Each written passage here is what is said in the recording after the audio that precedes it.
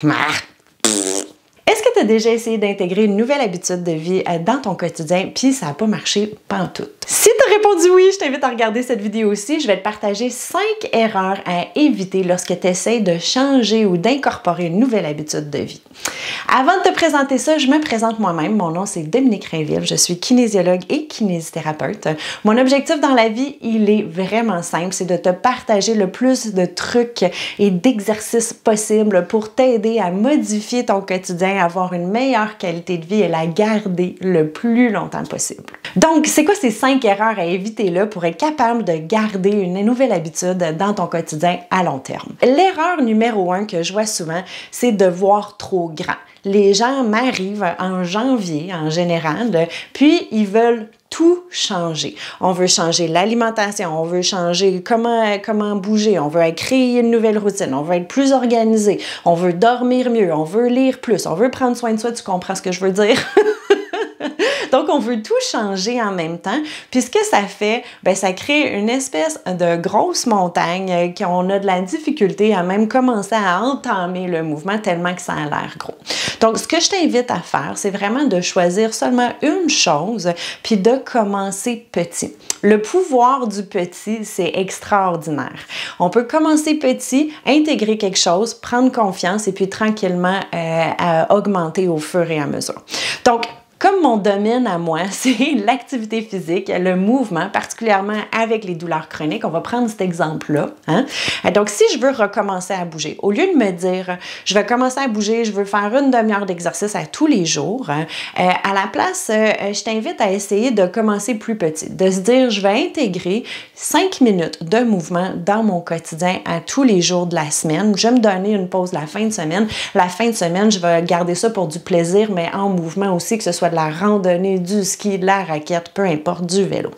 Donc, 5 jours semaine, 5 minutes pour commencer. Et là, si tu te dis, est-ce que ça va être assez? Je t'invite à regarder la vidéo sur ma chaîne YouTube qui parle exactement de ça. Est-ce que 5 minutes par jour, ça fait vraiment une différence? Puis la réponse est oui. Déjà pour créer une nouvelle habitude, puis en plus de ça, ben, dans ton corps, tu vas le sentir. Donc, de commencer petit. La deuxième erreur que je vois souvent, c'est les gens ne s'écoutent pas. Et là, c'est un terrain glissant, ça, parce que des fois, on s'écoute trop, des fois, on s'écoute pas assez. Donc, je m'explique, de pas s'écouter. Quand on commence et on veut tout changer, souvent, on part dans les extrêmes. Donc là, je vais vous prendre un exemple que je vois souvent, des gens qui veulent recommencer, par exemple, à marcher ou commencer à courir. Et là, ils se disent, je vais partir une demi-heure, 1 heure régulièrement. Et puis là, peut-être vient une petite blessure, vient un petit inconfort. Et là, les gens ils disent, c'est pas grave, je vais continuer, je continue. Puis là, hein, la douleur commence à réintégrer, elle recommence à grossir, puis là, on est obligé d'arrêter. Et là, quand on arrête, il faut tout repartir, puis là, de repartir la machine, c'est un peu difficile. Donc, ne pas s'écouter, ça peut aller dans ce sens-là. Mais des fois, c'est pour ça que je dis que c'est un terrain glissant, c'est de trop s'écouter aussi, c'est pas facile. Donc, d'essayer de jouer avec ça. Parce que si on arrête tout, dès qu'on a une petite sensation, bien à ce moment-là, on n'arrive jamais à passer par-dessus. Donc, ce que je vous invite à faire, et c'est pour ça que je vous invite à commencer tranquillement, donc de commencer petit, parce que quand on commence petit, on est capable d'analyser. OK, est-ce que ça m'a fait du bien? Oui, super, je peux recommencer. OK, est-ce que j'ai plus de douleur? Si la réponse est oui, comment est-ce que je peux modifier sans tout arrêter? Peut-être que je divise ma routine en 2. Donc, si je suis partie une demi-heure, ben peut-être que je fais 2 fois 15 minutes.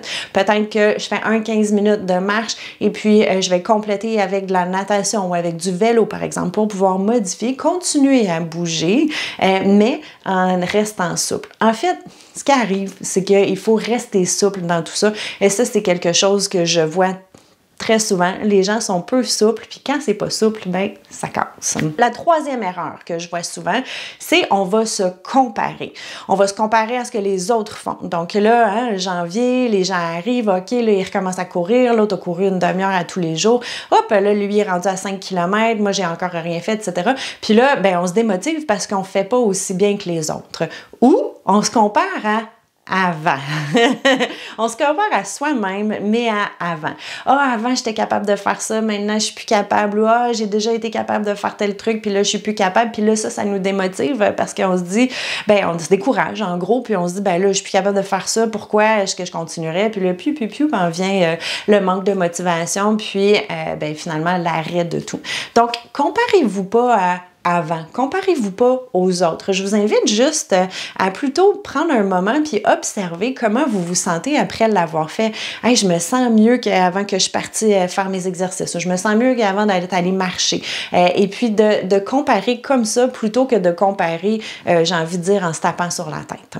La quatrième erreur que je vois souvent, je vais appeler ça un manque de planification, où moi, souvent, ce que je vais dire aux gens, c'est qu'on compte trop sur la motivation, puis on oublie de planifier, j'ai envie de dire, notre filet de sécurité. Qu'est-ce que je veux dire par filet de sécurité? C'est un peu ça, c'est de se planifier. C'est-à-dire que dans une vidéo que j'ai faite récemment, je vous ai parlé de voir dans les moments dans la journée qui sont les plus propices pour vous. Donc, si vous êtes une personne du matin, ben planifiez le matin 5 minutes avant de commencer à travailler pour faire vos exercices. Mais planifiez aussi que ça se peut qu'à un moment donné, vous manquiez de motivation puis que là, il faut trouver quelque chose de plus. Et c'est là notre filet de sécurité. Donc, c'est là où je vais vous suggérer de revenir à quelque chose qui est peut-être un peu plus grand que juste vouloir se sentir bien. Est-ce qu'on a quelque chose, un projet qui nous motive? On pourrait mettre une photo sur notre bureau pour nous rappeler qu'on veut aller marcher Compostelle, par exemple. Est-ce qu'on peut mettre, on s'inscrire à une randonnée en groupe? Peu importe ce que c'est. Planifier une randonnée en famille, peu importe, pour pouvoir juste aller chercher ce petit degré de motivation-là, les journées où il va en avoir moins. Les amis d'entraînement, en parler aux autres, de prendre un calendrier puis de marquer toutes les fois où on a fait quelque chose. Ça, c'est des outils de planification qui nous aident à garder notre habitude plus longtemps. Puis, c'est aussi de le planifier dans son horaire, tout simplement.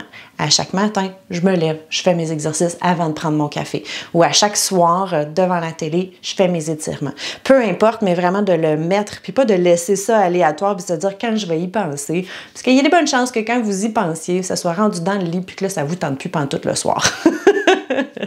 La dernière chose, la dernière erreur que je vous invite à ne pas faire, c'est d'abandonner dès qu'il y a une petite rechute. Que ce soit, j'ai sauté une journée parce que j'étais fatiguée, il pleuvait, puis là, je me tentais pas pantoute, puis j'ai choisi de rester dans les doudous. Peu importe, il y a eu un imprévu où j'ai eu mal, puis j'ai pas osé sortir, ça va arriver, ça arrive. On aimerait ça que la vie soit linéaire, mais remarque non, parce que ça serait peut-être un peu plus plate, mais la vie n'est pas linéaire, ça va bouger, il va y avoir des petites choses qui vont vous empêcher, mais si on arrête dès qu'il y a quelque chose qui nous empêche, ben on revient au côté rigide que je disais tantôt. Si on est rigide, ça casse, si on est souple, ça modifie, et puis on peut continuer. Quant à moi, là, le 5, là, de rester souple, c'est ça qui fait en sorte qu'on peut continuer à bouger longtemps dans notre vie, puis qu'on va ramener toujours le mouvement dans notre quotidien, puis qu'on va éviter de se blesser parce qu'on est capable de moduler. J'ai mal aux pieds, ben peut-être que je vais aller nager. Je suis fatiguée, je vais peut-être me reposer, mais je vais continuer demain au lieu de me taper sur la tête puis de me dire « Ah mon Dieu, moi je suis pas bonne à faire des exercices, je lâche toujours ma routine. » Ben de se dire « Je me suis permis ça aujourd'hui, c'est correct, je suis un être humain, je vais reprendre demain. » Puis de reprendre. Donc, voilà les 5 trucs que je vous donne, en fait, les 5 erreurs que je vois le plus souvent, que je vous invite à éviter.